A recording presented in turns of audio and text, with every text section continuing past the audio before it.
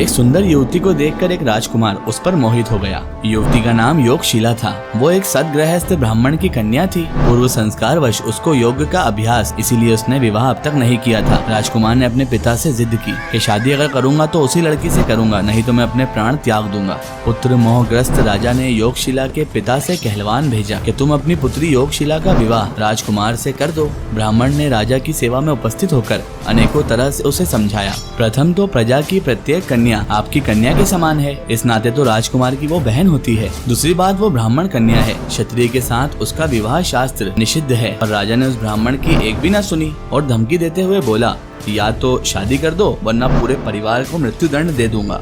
ब्राह्मण वहाँ से चला गया।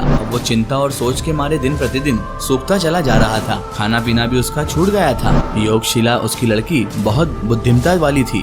उसने पिता से सारी बातें जानकर कहने लगी कि पिताजी आप चिंता ना करें, राजा से कहकर 15 दिनों का समय मांग ले, मैं अपने धर्म की रक्षा कर लूंगी। ब्राह्मण युवती का पिता अब राज्यसभा में चला गया और राजा से अपनी बेटी के कहे मुताबिक 15 दिन का समय मांग लिया। राजकुमार ने ये कहते हुए समय दे दिया कि 16वें दिन तुम अपनी बेटी को विवाह के लिए यहाँ भेज देना। 15 दिन बीत गए। इस बीच में योगशिला ने योग्य की क्रियाओं से अपने शरीर को गला डाला। सारा लावण्य नष्ट हो गया, केवल हड्डियों का ढांचा मात्र रह गया। 16वें दिन योगशिला राजमहल में पूर्व निर्दिष्ट राजकुमार के एकांत कमरे में पहुंच गई। राजकुमार ने जैसे ही योगशिला को देखा, उसको देखते ही वो चीख पड़ा और कहने लगा, कौन हो तुम और यहाँ कैसे आई? योगशिला बोली, राजकुमार मैं वही ब्राह्मण कन्या हूँ जिस पर तुमने मोहित होकर विवाह का प्रस्ताव भेजा था। मैं अपनी प्रतिज्ञा के अनुसार तुमसे विवाह करने आई हूँ। बिना देर किए अपनी मनोकामना पूरी कर लो।